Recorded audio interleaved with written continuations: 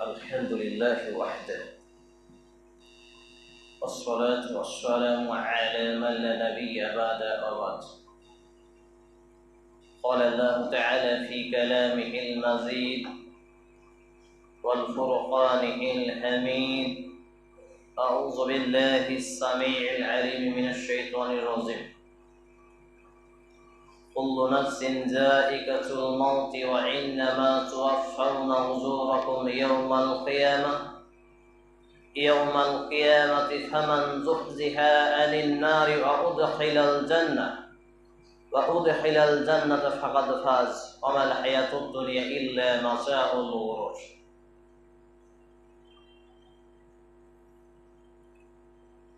قال النبي صلى الله تعالى عليه وسلم: الدنيا سجن المؤمن وجنة الكافر. رب اشرح لي صدري ويسر لي امري واحلل عقدة من لساني يفقهوا قولي. رب يسر ولا تعسر وتمم بالخير. رب زدني علما رب زدني علما رب زدني علما। সমস্ত প্রশংসার মালিক একমাত্র আল্লাহ সুবহানাহু ওয়া তাআলা, যে আল্লাহ সুবহানাহু ওয়া তাআলার প্রশংসা করে শেষ করা অসম্ভব, এক এবং একক ওয়াহদাহু লা শারীক। সে আল্লাহ রাব্বুল আলামিনের নিকটে আমরা প্রশংসা করার লক্ষ্যে আন্তরিকতার সাথে ছোট্ট ভাষাটি পাঠ করি। আসুন বলে ফেলি আলহামদুলিল্লাহ। অতঃপর অসংখ্য দরুদ ও সালাম শান্তির ধারা বর্ষিত হোক সর্বকালের শ্রেষ্ঠ মানবের প্রতি, যিনি ছিলেন ইমামুল আম্বিয়া, সমস্ত নবী এবং রাসূলদের সর্দার। আমরা বলি আল্লাহুম্মা সাল্লি আলাইহি আল্লাহুম্মা বারিক আলাইহি সাল্লাল্লাহু তাআলা আলাইহি ওয়াসাল্লাম। আজকের সংক্ষিপ্ত টাইমে জুমার খুতবার আলোচনার বিষয় চূড়ান্ত সাফল্য কোনটি। উল্লেখিত বিষয়ের প্রতি পবিত্র কোরআন এবং সেই সুন্নাহর আলোকে এক গুরুত্বপূর্ণ তথ্যবহুল বিবরণের আপ্রাণ প্রচেষ্টা রাখছি ইনশাআল্লাহুল আজিজ। ওয়া মা তাওফিকি ইল্লা বিল্লাহ আলাইহি তাওয়াক্কালতু ওয়া ইলাইহি উনীব। সাফল্য যেটা একটা নীতি কথা, আমাদের মানব জীবনে এমন কোনো নারী পুরুষ নেই যারা সাফল্য অর্জন করতে চায় না বা সাফল্য পেতে চায় না। সেটা হতে পারে ব্যবসায়িক ক্ষেত্রে, হতে পারে সাংসারিক ক্ষেত্রে, টাকা পয়সা জমি জায়গা ধন সম্পদ বিল্ডিং প্রাসাদ, প্রত্যেকটা সেক্টরে সাকসেস, কামিয়াবি, সাফল্য, সফলতা আসলে ব্যাপারটি কি, এই ব্যাপারটি যদি আমরা পবিত্র কোরআন এবং সেই সুন্নাহর দৃষ্টিভঙ্গি নিয়ে দেখি, দুনিয়াতে সাফল্য বলে মুমিন মুসলিমের কিছু নেই। দুনিয়ার জীবনে একজন মুমিন মুসলমানের সাফল্য বলে কোনো কিছু নেই। তবে একটা জিনিস আমরা বুঝতে পারি, যদি আখিরাতের পাথেও সঞ্চয় করতে পারি তবে আমরা সফলতার পথ দেখতে পাব। সেই সূত্রেই আমি আপনাদের সামনে কোরআনুল কারীমের যে আয়াতটি পাঠ করেছি, এটি রয়েছে সূরা আলে ইমরান ৩ নম্বর সূরা ১৮৫ নম্বর আয়াত, ৪র্থতম পারা, পৃষ্ঠা নম্বর হচ্ছে ৭৪ কোরআনুল কারীমের। আল্লাহ রাব্বুল ইজ্জাত তিনি বলছেন: কুল্লু নাফসিন যায়িকাতুল মাউতি ওয়া ইন্নামা তুওয়াফাউনা উজুরাকুম ইয়াওমাল কিয়ামাতি ফামান যুহজিহা আনিন নারি ওয়া উদখিলাল জান্নাতা ফাকাদ ফাজ ওয়া মাল হায়াতুদ দুনিয়া ইল্লা মাতাউল গুরুর। এত চমৎকার একটি আয়াত,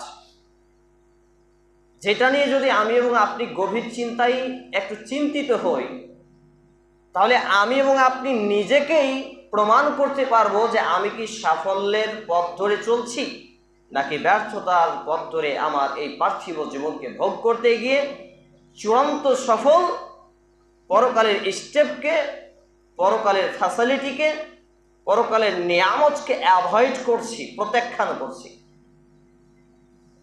আল্লাহ তাআলা কি বললেন? কুল্লু নাফসিন যায়িকাতুল মাউত, প্রত্যেক যার মধ্যে রয়েছে প্রাণ তাকে মৃত্যুর স্বাদ আস্বাদন করতে হবে। ছোট বড়, যুবক বৃদ্ধ, পশু প্রাণী সবার কিন্তু এই মৃত্যুর ভয় আছে, এবং আমরা বাস্তবে মৃত্যু থেকে পালানোর চেষ্টা করি, যা কিনা আমাদের জন্য সম্ভবপর নয়। আমাদের উচিত ছিল জাহান্নামের আগুন থেকে পলায়ন করা, যার বদৌলতে আমরা জান্নাত হাসিল করতে পারি, জান্নাত পেতে পারি। কিন্তু যেটা আমাদের জন্য সম্ভব সেটাকে আমরা অসম্ভব করে ফেলেছি। জাহান্নাম থেকে বাঁচার কোনো পরিকল্পনা, চিন্তা, চেতনা আমার আপনার মনের মধ্যে দিনে রাতে 24 ঘন্টায় একবার উঁকিও মারে না। এই তো আমরা হতভাগা নামধারী বুঝতে। দ্বিতীয় কথা, মৃত্যু থেকে পলায়ন করা এটা মূর্খের পরিচয়, গাধা থেকেও গাধার পরিচয়। কারণ আমাদের ইতিহাস সাক্ষ্য দেয়, আদিপিতা আদম আলাইহিস সালাম, নবী নূহ আলাইহিস সালাম থেকে শুরু করে শেষ নবী আমাদের নবী মুহাম্মদুর রাসূলুল্লাহ করুন সাল্লাল্লাহু আলাইহি ওয়াসাল্লাম পর্যন্ত কোন নবী এবং রাসূলগণ পৃথিবীতে এখনো বিদ্যমান নন, মৃত্যুবরণ করেছে। এবং এটাই হচ্ছে আল্লাহ তাআলার বিধান। এবং উম্মতে মুহাম্মাদের জন্য, আমার আপনার জন্য নবী মুহাম্মদ রাসূলুল্লাহ সাল্লাল্লাহু আলাইহি ওয়াসাল্লামের ভাষায় সুনানে তিরমিজি গ্রন্থের হাদিস, রাসূল করিম সাল্লাল্লাহু আলাইহি ওয়াসাল্লাম তিনি বলছেন যে আমার উম্মতের গড় আয়ু, বেঁচে থাকার আয়ুর সীমা, সময়সীমা হচ্ছে 60 থেকে 70 বছর। হাতে গোনা কয়েকটি মানুষ, কিছু মানুষ এটা অতিক্রম করবে, মানে 60 এবং 70 বছরের বেশি বাঁচবে। এর দ্বারাও উপলব্ধি করা যায় যে আমাদের পৃথিবীতে বেঁচে থাকার একটা সময়সীমা রয়েছে, তারপর আমরা এক্সপায়ার হয়ে যাব, পৃথিবীর জীবন থেকে ডিলেট হয়ে যাব। একটি কথা না বললেই নয়, আপনাদের এখানে আমি দুর্বলতা লক্ষ্য করছি। যখনই নবী করিম সাল্লাল্লাহু আলাইহি ওয়াসাল্লামের নাম আসবে, যদি আমি এবং আপনি উচ্চ স্বরে সাল্লাল্লাহু আলাইহি ওয়াসাল্লাম না পড়ি, তাহলে আমরা কিন্তু পুরুষ নয়। যখনই নবী করিম সাল্লাল্লাহু আলাইহি ওয়াসাল্লামের নাম আসবে, সাল্লাল্লাহু আলাইহি ওয়াসাল্লামটা উচ্চ স্বরে বলতে হবে পুরুষদের, আর নারীদের বৈশিষ্ট্য যে তারা নিম্ন স্বরে মনে মনে পড়বে। কিন্তু আমরা এ থেকে কিন্তু ব্যর্থ। এটা ধর্মীয় জ্ঞানের কমতি। যারা হাঁটু গেড়ে বসে আছেন, হাঁটু ছাড়েন। জুমার ঘরে হেলান দেওয়া, হাঁটু ধরে বসা, এটা আদব নয়, আর এটা করাও যাবে না। আর এখানে যদি কারো ঘুম পায়, বাড়ি গিয়ে ঘুমিয়ে যাবেন, ফতোয়া নয় এটা, মাশাআল্লাহ। কিতাবুল আযান, কিতাবুল জুমআ, বুখারী মুসলিমের 2 গ্রন্থে হাদিস বর্ণিত হয়েছে। হেলানো দেওয়া যাবে না, হাঁটু গেড়ে বসাও যাবে না। যদি বসেন সওয়াব, নেকি থেকে বঞ্চিত হবেন। তো যখনই নবী সাল্লাল্লাহু আলাইহি সাল্লামের নাম আসবে উচ্চ স্বরে, হোক মজলিস, হোক খুতবা, হোক বক্তব্য, সেখানে সাল্লাল্লাহু আলাইহি ওয়াসাল্লাম উচ্চ স্বরে বলতে হবে। নইলে আমরা বখিল হব, মুনাফিক হব, এবং আল্লাহর নবী মুহাম্মদ রাসূলুল্লাহ সাল্লাল্লাহু আলাইহি সাল্লামের ভাষায় ধ্বংস হব। বলি নাউযু বিল্লাহি মিন যালিক। এবারে চলে আসি আমি আমার মূল আলোচনার দিকে। সেটা হলো যে আমরা দুনিয়ার জীবনে যতগুলোকে চূড়ান্ত সফলতা মনে করি, সাফল্য অর্জন করা মনে করি, কেউ মনে করে যুবকদের মধ্যে যে ওই আপনার বেহায়াপনা, যেটাকে প্রেম ভালোবাসা বলে, আসলে এটা প্রেম ভালোবাসা নয়, লুচ্চামি, এই করে বিয়ে করতে পারলেই সে সফল। আবার ব্যবসায়িক মনে করে যে আমি ব্যবসা দীর্ঘায়িত করতে পারি, লম্বা করতে পারি, ভালো উপার্জন আয় করতে পারি, তাহলে আমি সফল। আবার একজন বিল্ডিংওয়ালা বলে যে আমি যখন তলা ফেলেছি গলা উঠিয়ে দিতে পারি, তাহলে আমি সফল। দুনিয়ার জীবনে আমার এবং আপনার সফলতা কোনো কিছুই নেই, শুধু সফলতার ধাপ বা সিঁড়িগুলো রয়েছে। মুমিন জীবনে তার প্রাথমিক সফলতা হচ্ছে একজন মুসলিম হিসাবে দিনে এবং রাতে 5 ওয়াক্ত সালাত আদায় করা, নামাজ পড়া। এটা হচ্ছে প্রথম সফলতার ধাপ, মানে পরকালে যে আমি সাফল্য অর্জন করবো। কারণ আল্লাহ তাআলা কি বলছেন? কুল্লু নাফসিন যায়িকাতুল মাউত, মানে আমরা তো মরবই, মৃত্যুর স্বাদ গ্রহণ করতে হবে। ওয়া ইন্নামা তুওয়াফাউনা উজুরাকুম ইয়াওমাল কিয়ামাহ ফামান যুহজিহা আনিন নার ওয়া উদখিলাল জান্নাহ ফাকাদ ফাজ। কিন্তু মৃত্যুর পরে যখন কিয়ামত অবধারিত হবে, কিয়ামতের ময়দান যেদিন উপস্থিত হতে হবে আমাকে আপনাকে, সেই দিন যেই ব্যক্তিকে ফামান যুহজিহা আনিন নার, জাহান্নামের মহা অগ্নিকুণ্ড থেকে উঠিয়ে বাঁচিয়ে, বা উদখিলাল জান্নাহ, জান্নাতে দাখিল অর্থাৎ প্রবেশ করানো হলো, ফাকাদ ফাজ, সে ব্যক্তি হলো চূড়ান্ত সফল। বলি সুবহানাল্লাহ। তাহলে এখান থেকে আমরা কি বুঝতে পারলাম? এখান থেকে এটাই প্রমাণিত হয় যে যেই ব্যক্তি জান্নাতের পথ ধরে জীবন চালাবে, তার জীবনকে পরিচালনা করবে পবিত্র কোরআন এবং সহিহ সুন্নাহ দিয়ে, পাপ কাজে লিপ্ত হবে না, হারাম কাজে যুক্ত হবে না, হারাম হালাল বেছে খাবে, হারাম হালাল বেছে সে জীবনকে পরিচালনা করবে। আর যেই ব্যক্তির মৃত্যু হবে ঈমান এবং আমলে সলে নিয়ে, এই ব্যক্তিকে যখন কিয়ামতের মাঠে উঠানো হবে, যার হিসাব নিকাশ সুন্দর হবে এবং তার হিসাবটা ডান হাতে দেওয়া হবে এবং সে ফলাফল রেজাল্ট হিসেবে সে ঘোষিত হবে যে জান্নাত, মানে সেই ব্যক্তিকে জাহান্নাম থেকে বাঁচিয়ে জান্নাতে প্রবেশ করানো হলো। এখন এই ব্যক্তি হলো চূড়ান্ত সফল। সুবহানাল্লাহি ওয়া বিহামদিহি, সুবহানাল্লাহিল আযীম। কিন্তু দুর্ভাগ্যজনক ক্রমে বলার অপেক্ষা রাখেন, আজকে আমাদের সময় বৃষ্টির প্রয়োজন, আমরা বৃষ্টি পাচ্ছি না, পানির প্রয়োজন, আমরা পানি পাচ্ছি না। গত কয়েকদিন পূর্বে ধুলিয়ানে একটা আপনার কল, টিউবওয়েল, মোটর পাম্প এর দোকানে গল্প করছেন দোকানদার যে আমাদের শমশেরগঞ্জের বুকে প্রায় এলাকাতে 20 ফিট পানির লেয়ার নিচে নেমে গেছে। লা হাওলা ওয়ালা কুওয়াতা ইল্লা বিল্লাহ। চিন্তা করছেন পানির লেভেল 20 ফিট নিচে নেমে যাওয়ার মুখ্য কারণ কি? আমরা বলছি না এত তাপমাত্রা 40 ডিগ্রি, 41 ডিগ্রি, 42 ডিগ্রি। আরে আমাদের পাপ মাত্রা কত ডিগ্রি? আমরা যে পাপ করি এই পাপের মাত্রা কত ডিগ্রি আমরা কল্পনা করেছি? জি না। সামান্য যদি একটা ইমাম সাহেবের, খতিবের, আলেমের ভুল পান, সেইটা নিয়ে পাড়া মহল্লায়, চায়ের দোকানে, এখানে ওখানে, আনাচে কানাচে আপনি কত যত্র অপপ্রচার চালান, মিথ্যা করেন, ধোঁকা দেন, মানুষকে প্রতারণা দেন। কিন্তু আপনার পরিবার দিয়ে যদি শুরু করা যায়, আপনার ব্যক্তি দিয়ে যদি শুরু করা যায়, আপনি, আপনার ছেলে মেয়ে, আপনার বউ বেটি, আপনার স্ত্রী সহ ইসলামের টুটা ফুটা চিহ্ন পর্যন্ত পাওয়া যায় না। অথচ যারা ইসলামকে সহিশুদ্ধভাবে মান্যতা করতে চায়, প্রচার করতে চায়, আপনি তাদের ব্যাপারে বিরূপ মন্তব্য ছড়িয়ে বেড়ান, এগুলো পাপ নয়? আপনি সুদ এবং ঘুষের মধ্যে পার্থক্য বুঝলেন না? সুদকে যে আল্লাহ রাব্বুল আলামিন হারাম করেছেন এই পার্থক্য বুঝলেন না? বলছেন কিস্তিতে খাট নিয়েছি, গাড়ি নিয়েছি, বাইক নিয়েছি, এটা হারাম কি করে হয়? তারপরে ইন্স্যুরেন্স করেছেন, তারপর বিভিন্ন বন্ধন লোন, গোষ্ঠী লোনে যুক্ত আছেন, ব্যাংকিং সুদে যুক্ত আছেন, এমনি আপনি টাকা দিয়েও সুদ খাটান। অথচ আপনার এই সমাজের হত্যাকর্তা, এইগুলো পাপের মাত্রা নয়? আপনার ছেলে গান বাজায়, বেহায়াপনা করে, জেনা করে, ব্যভিচার করে, আপনি সম্পদশালী, যাকাত দেন না।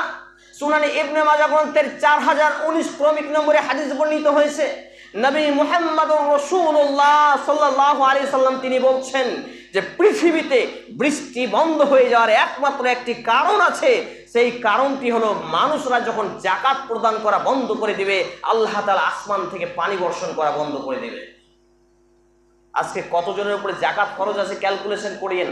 যার বাড়িতে আনুমানিক 55 থেকে 56 হাজার টাকা আছে, যাদের নিসাব ধরে 1 বছর সমপরিমাণ নিসাব ধরে তার উপরে যাকাত খরচ হয়েছে, কত লোকের বাড়িতে এত টাকা আছে আপনি হিসাব করে দেখিয়ে।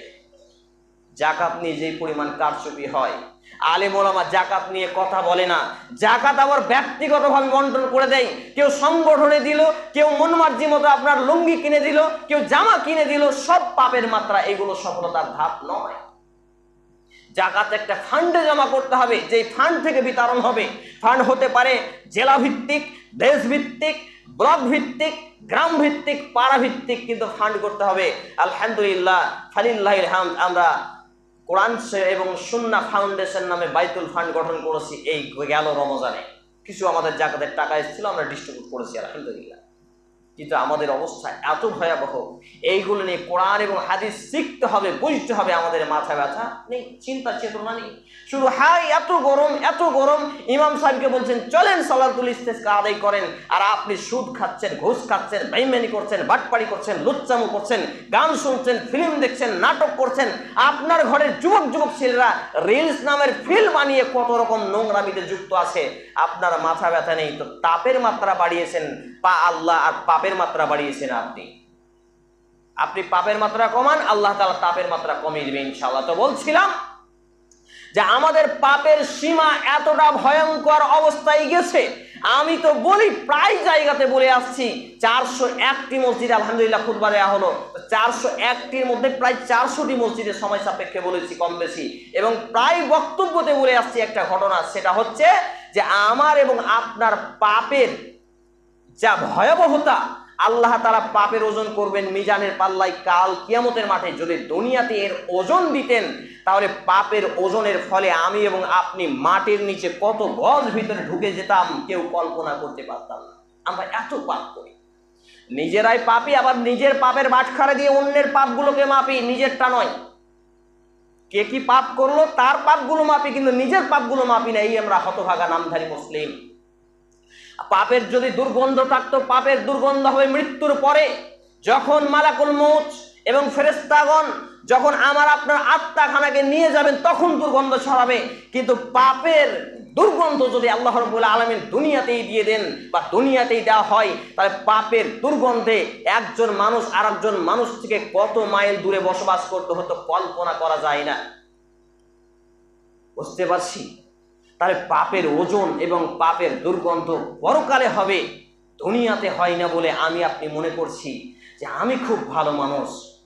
তো বলছিলাম আল্লাহ রাব্বুল ইজ্জাতের কাছে সরাসরি সাফল্যবান সেই ব্যক্তি, যেই ব্যক্তি হলো পরকালের জীবনে জাহান্নাম থেকে বেঁচে জান্নাতে প্রবেশ করতে পারে। মানে জান্নাতের প্রবেশ করানোর যে পাথেয় আমল, ঈমান, চর্চা, জ্ঞান অর্জন সহ যাবতীয় নিয়ামত যে দুনিয়ার জীবনে আল্লাহ রাব্বুল আলামিন আমাকে আপনাকে সুযোগ দিয়েছেন, হায়াতে তাইয়্যিবা যেটাকে বলে, মানে নেক হায়াত যে পেয়েছে, সেই যেই ব্যক্তি কোরআন এবং সুন্নাহ দিয়ে জীবনকে গঠন করতে পেরেছে, এই ব্যক্তি চূড়ান্ত সফল। বাকি আপনি মিলিয়ন ট্রিলিয়ন ডলারের মালিক হন না কেন, আপনার কোনো মূল্য নেই। এক্সাম্পল ফর ইট, একটা সুন্দর ছোট্ট উদাহরণ, সহিহ মুসলিম গ্রন্থের হাদিস কিতাবুস সালাতে বর্ণিত। হাদিস নম্বরটা এই মুহূর্তে আউট হয়ে গেল মাথা থেকে। আল্লাহর রাসূল সাল্লাল্লাহু আলাইহি সাল্লামের সহধর্মিনী আম্মা জান আয়েশা রাদিয়াল্লাহু তাআলা আনহা তিনি বলছেন যে ফজরের পূর্বে 2 রাকাত সালাত, যেটা হচ্ছে সুন্নাতে রাতেবা, ফজরের পূর্বে 2 রাকাত সালাত সুন্নাতে রাতেবা, এই পৃথিবী এবং পৃথিবীর মধ্যে যা কিছু আছে সব থেকে উত্তম, বলি সুবহানাল্লাহ। অর্থাৎ ফজরের পূর্বে 2 রাকাত সুন্নাত, আবার সুন্নাতেরও সুন্নাতটা শুনেলেন, সময় যেহেতু শেষ হয়ে আসছে। প্রথম রাকাতে সূরাতুল কাফিরুন পাঠ করা, মাগরিব এবং ফজরের সুন্নাতের সুন্নাত এইটা। প্রথম রাকাতে সূরাতুল কাফিরুন পাঠ করা, কুল ইয়া আইয়ুহাল কাফিরুন এটা পাঠ করা, এবং দ্বিতীয় রাকাতে সূরা কুল হু আল্লাহু আহাদ পাঠ করা শেষ রাকাতে। তাহলে এইটা হচ্ছে সুন্নাতের সুন্নাত। তাহলে যেই ব্যক্তি ফজরের পূর্বে 2 রাকাত সুন্নাতে রাতে বা আদায় করলো, এই পৃথিবীর বুকে যা কিছু আছে সব কিছুকে বিক্রি করে মনে করেন একটা সম্পদ কিনা হলো, সেই সম্পদের থেকেও বেশি সম্পদশালী হলো ফজরের পূর্বে যে ব্যক্তি 2 রাকাত সুন্নাত আদায় করতে পারলো, বলি সুবহানাল্লাহ। কিন্তু আমরা, আমাদের ঘরের ছেলেমেয়েরা সফলতা বুঝে না। রাত 11টা 12টা পর্যন্ত টিকটক দেখেছে, মোবাইল ঘেটেছে, ফিল্ম দেখেছে, ক্রাইম পেট্রোল দেখেছে, সিআইডি দেখেছে, আর ওইভাবেই ঘুমিয়ে গেছে। যেটাকে কালকে একজন আলেম আলোচনা সাপেক্ষে ইশার নামাজের পরে বলছিলেন যে কুত্তার মতো ঘুমিয়েছে। ভাষাটা শুনতে খারাপ লাগলো আমাকে, কিন্তু পরবর্তীতে দেখলাম যুক্তি আছে, একজন যোগ্য আলেম। কুত্তার মতো ঘুমিয়েছে আর গাধার মতো উঠেছে ঘুম থেকে। আমি ভাবলাম এরকম ভাষা বললো মসজিদে, দেখলাম না, যুক্তি আছে। মানে একটা মরা কুত্তাকে যদি আপনি ছেঁচড়ে দড়ি বেঁধে নিয়ে ফেলেন, দেখবেন যেভাবে ফেলেছেন 2 দিন পরে ওইভাবে আসে। তা আমার আপনার ঘরে যে ছেলেগুলো এইভাবে ঘুম পারে, এইভাবে ঘুমায়, 12টা 1টা 2টা কোনো টাইম টেবিল নেই, ইসলামী রুলস নেই, শরীয়তি বিধান নেই, তারা দেখবেন ওইভাবেই ঘুমায়। কাপড় ধরি একদিকে চলে যায়, মুখ দিয়ে গোড়াল বহে, শয়তানের মুখে মুতে দেয়, কানে মুতে দেয়, কোনো খোঁজ থাকে না। ফজরে আযান আসসালাতু খায়রুম মিনান নাওম বলে, কোনো খোঁজ থাকে না। আবার ঘুম থেকে উঠে চিৎকার দিয়ে উঠে, এই মা বোন বাপ চা কই, বিস্কিট কই, ভাজা কই, রুটি কই, লাহারি কই। দেখেন গাধার মতো চিৎকার করে উঠছে আর কুত্তা, মরা কুত্তার মতো ঘুমিয়েছে। কারা তারা? আমার আপনার ঘরের ছেলে মেয়ে। তাহলে সালাতুল ইস্তিসকা আমরা আদায় করে কি সেই পানি পাবো? এই জন্য আমি বলেছি চূড়ান্ত সফলতার পথ ধরতে গেলে আমাকে এবং আপনাকে আজ থেকেই, এর পরবর্তী ওয়াক্ত থেকেই মসজিদমুখী হতে হবে, আলেমের সঙ্গে স্পর্শ গ্রহণ করতে হবে। তারপর আমি যে হাদিস আপনাদের সামনে পাঠ করেছি, আর একটু শেষ অংশটা বলতে ভুলে গেছি, যে ওয়ামাল হায়াতুদ দুনিয়া ইল্লা মাতাউল গুরুর।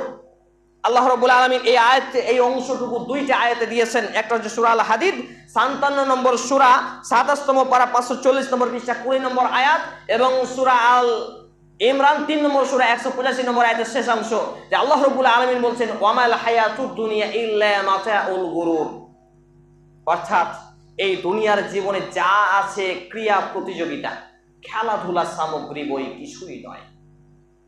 ইল্লা মাতাউল গুরুর, কোন মূল্যবান কিছু নয়। এবং নবী মুহাম্মদ রাসূলুল্লাহ সাল্লাল্লাহু আলাইহি সাল্লামের হাদিস, সুনান ইবনে মাজাহ বলেছে হাদিস সম্ভবত 4023 ক্রমিক নম্বরে হাদিসটি বর্ণিত হয়েছে। আল্লাহ নবী মুহাম্মদ রাসূলুল্লাহ সাল্লাল্লাহু আলাইহি সাল্লাম বলছেন, এই দুনিয়ার জীবনে যদি আল্লাহ তাআলার কাছে দুনিয়ার জীবনটা একটা মাছি বা মশার ডানার মতো মূল্য থাকতো, একটা মাছির বা মশার ডানা আমরা কিনে নেব টাকা দিয়ে, কত তুচ্ছ, এর মতো যদি মূল্য থাকতো, এই কাফের, বেদিন, বেঈমান, নাস্তিক, বেনামাজি, মুরতাদ, ইসলাম থেকে দূরে সরা ব্যক্তিদের আল্লাহ রাব্বুল আলামিন এক ঢোক পানি পর্যন্ত পান করাতেন না, বলি নাউযুবিল্লাহি মিন যালিক। তাহলে আমাদের অবস্থান কোথায়? যে হাদিস আমি আপনাদের সামনে পাঠ করেছি, নবী মুহাম্মদ রাসূল সাল্লাল্লাহু আলাইহি সাল্লাম বলছেন আদ-দুনিয়া সিজনুল মুমিন, এই মুমিনটা হচ্ছে, এই দুনিয়াটা হচ্ছে মুমিন ব্যক্তির জন্য জেলখানা, কারাগার, ওয়া জান্নাতুল কাফির, এবং কাফিরের জন্য জান্নাত স্বরূপ। আমি এবং আপনি মুমিন কি বেদিন কি কাফের এখানে বুঝতে পারবো। আমার আপনার যদি বাধা বিপত্তি থাকে, এই পথে চলবো না, ইসলাম এটাকে হারাম বলেছে, একটু এগিয়ে যাবো এটা হারাম বলেছে, এই বেটি ছেলেকে এইভাবে দেখবো এটা হারাম করেছে, এই গান শুনবো এটা ইসলাম হারাম করেছে, এই বেঈমানি করবো হারাম করেছে, মিথ্যা বলবো হারাম করেছে, যদি এইভাবে বেঁচে থাকতে পারি তাহলে আমার জন্য দুনিয়া জেলখানা, আর আমার জন্য যদি দুনিয়া জেলখানা হয়, আমার জন্য পরকাল জান্নাত ইনশাআল্লাহ। কিন্তু আমি যদি বেদিন, বেঈমান, নাস্তিক, মুরতাদ হই, কাফের হই, তাহলে আমার জন্য जो मर्जी वही करो, 2 दिन के जिंदगी में जियो और पियो, যেমন খুশি তেমন সাজো, আর টাকা পয়সা কামাই করো, দুনিয়াটা মস্ত বড়। এই হচ্ছে আমাদের নীতি, এই হচ্ছে আমাদের চরিত্র বৈশিষ্ট্য। এইভাবে যদি আমি এবং আপনি, আমার এবং আপনার জীবনকে চালাতে থাকি, তাহলে বুঝতে হবে আমি এবং আপনি এখনো মুমিন হতে পারিনি। আর আমি এবং আপনি যদি মুমিন না হতে পারি, তাহলে আমার এবং আপনার জন্য সাফল্য বলে কোনো কিছুই নেই। কারণ দেখতে পান না, একজন ব্যক্তি যখন মৃত্যুবরণ করে, সে সঙ্গে কিছুই নিয়ে যেতে পারে না। সে যত করে গন্ডা, মাস্তান, ব্যারিস্টার, প্রফেসর, ইঞ্জিনিয়ার, ধনসম্পদশালী ব্যক্তি হোক না কেন, কিছু নিয়ে যেতে পারে না, শুধু ঈমান আর আমল ছাড়া। তাহলে আজকে থেকে যদি আমি এবং আপনি নিজেকে প্রশ্ন করি, হাদিসটি বর্ণিত হয়েছে সুনান ইবনে মাজাহ গ্রন্থের 23-24 নম্বর গ্রন্থে, মুসনাদে আহমদ গ্রন্থের 8090 এবং 9916 ক্রমিক নম্বরে, এবং সহিহ মুসলিম 2956 ক্রমিক নম্বরে হাদিসটি বর্ণিত হয়েছে যে নবী মুহাম্মদ রাসূলুল্লাহ সাল্লাল্লাহু আলাইহি সাল্লাম বলছেন, একজন মুমিনের জন্য দুনিয়ার জীবন হবে জেলখানা। যা কিছু করতে যাবে আগে কোরআন এবং হাদিসের জ্ঞান দিয়ে সে বিবেচনা করবে যে না, এটা হালাল নাকি হারাম, এটা হালাল নাকি হারাম। কিন্তু একজন বেদিন, বেঈমান, কাফের, নাস্তিকের জন্য দুনিয়া হবে জান্নাত, যেটা খুশি সেটাই করবে, কোনো কিছু বিবেচনা করবে না। তাহলে বুঝুন আমি এবং আপনি কোন পথে, আমার এবং আপনার অবস্থানটা কোন জায়গায়। যদি আজকে থেকে আমি এবং আপনি পরিবর্তন না করতে পারি, এই 41-42 ডিগ্রি তাপমাত্রা নয়, তাপমাত্রা 56 ডিগ্রি পর্যন্ত হতে পারে, মেডিকেল সায়েন্স বলছে, আমার বক্তব্য নয়। এবং তাপমাত্রা আরো ভয়ঙ্কর হতে পারে। আর একটা জিনিস লক্ষ্য করবেন, রমজান মাসে কত রহমতের মাস, বরকতের মাস দিয়ে আমরা কাটালাম, কত শান্তি। যেমনই 20 রমজানে এলো, মানুষ রোজা রাখা দেখি ছেড়ে দিল, তারাবি কমিয়ে দিল, মসজিদের সাথে সম্পর্ক কমিয়ে দিল, তাপের মাত্রা বেড়ে গেল। আমার লক্ষণীয় বিষয়, আপনারা কি লক্ষ্য করেছেন জানি না। তবে আসুন আজকে থেকে নিজেকে পরিবর্তন করি, কারণ আল্লাহ তাআলা বলছেন ইয়া আইয়ুহাল্লাযিনা আমানু কু আনফুসাকুম ওয়া আহলিকুম নারা, সূরা আত-তাহরিম 66 নম্বর সূরা 6 নম্বর আয়াত। হে ঈমানওয়ালারা, নিজে বাঁচো আর নিজের আহাল পরিবারকে বাঁচাও জাহান্নামের আগুন থেকে, যার জ্বালানি হবে মানুষ এবং বাঁচো। তাই আসুন আমি নিজে বাঁচি, আমার পরিবারকে বাঁচাই, আপনি নিজে বাঁচুন, আপনার পরিবারকে বাঁচান, আর একজন নিজে বাঁচবে, তার পরিবারকে বাঁচাবে। তাহলে ব্যক্তিগত জীবন, পারিবারিক জীবন এবং সামাজিক জীবনে ইসলাম আসবে। যখনই ব্যক্তিগত জীবন, পারিবারিক জীবন এবং সামাজিক জীবনে ইসলাম আসবে, ঠিক তখনই আমরা আল্লাহর সাহায্য পাবো। আল্লাহর কাছে দোয়া করব, দোয়া চাই, দোয়া করে দোয়াতে পাবো। আমি হারাম ভক্ষণ করছি, আল্লাহর কাছে দোয়া করে দোয়া কবুল হবে না।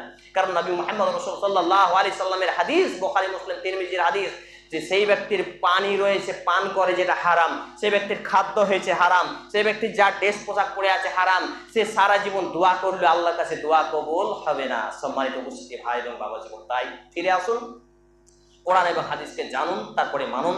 আল্লাহ রাব্বুল আলামিনের কাছে দোয়া রাখি, আল্লাহ রাব্বুল আলামিন যতগুলো কথা বললাম সমস্ত কথাগুলো আগে আমাকে, তারপর উপস্থিত ভাই এবং বন্ধুগণকে আমল করার, মেনে চলার তৌফিক নসিব করুন। আমরা বলি আল্লাহুম্মা আমিন। হে আল্লাহ তাআলা, আমরা যারা অসুস্থ আমাদেরকে পূর্ণাঙ্গ শিফায়ে কামিলা আজিলা দান করুন। আমরা বলি আল্লাহুম্মা আমিন। হে আল্লাহ তাআলা, আমরা যারা অভাবী আমাদেরকে অভাব মুক্ত হালাল রুজি রোজগার দিয়ে বারাকা নসিব করুন। আমরা বলি আল্লাহুম্মা আমিন।